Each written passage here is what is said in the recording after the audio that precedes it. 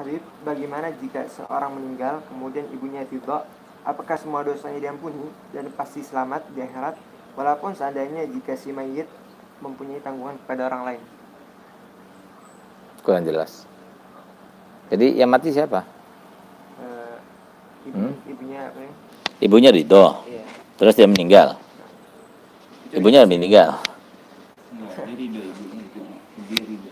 Hah? Ibunya ridho. Ah, terus? Ya, jadi begini ya.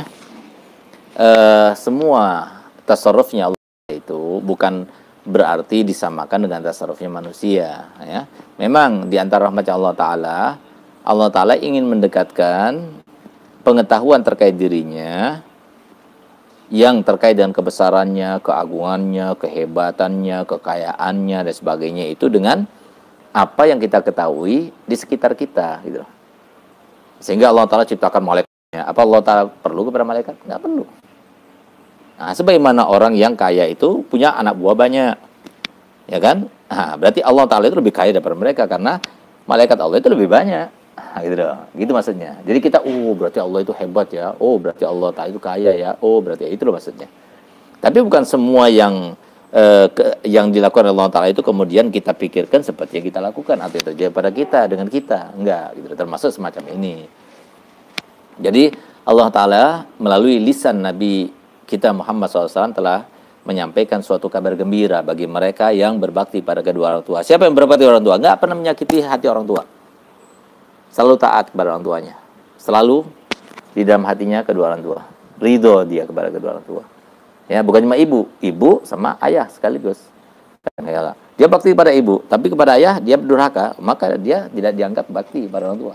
Karena birrul walidain, enggak ada birrul walidah saja, enggak ada. Birrul walidain. Dua-duanya itu harus kita bakti.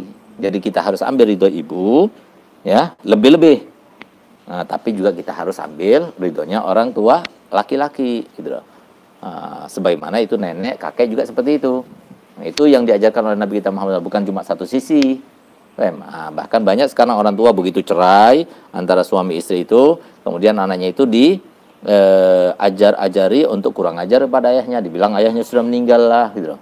Dibilang ayahnya itu jahat lah dan sebagainya. Itu kan tidak mendidik yang baik. Didik yang baik. Apa yang terjadi itu sudah ditentukan Allah Ta'ala. Tapi kamu punya ayah, kamu harus menghormatinya, kamu punya hak. Anaknya bahagia nanti.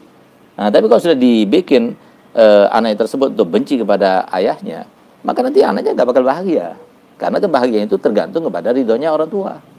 Nah, oleh karena itu, Nabi kita Muhammad SAW telah bersabda, "Falyamalil baru ma sya'an ya'mal falan yadkhulan nar, wal ya'malil aku ma sya'an ya'mal falan yadkhulal jannah." Silahkan lakukan apa saja bagi mereka yang berbakti pada orang tuanya, tidak akan memasukkannya ke dalam neraka.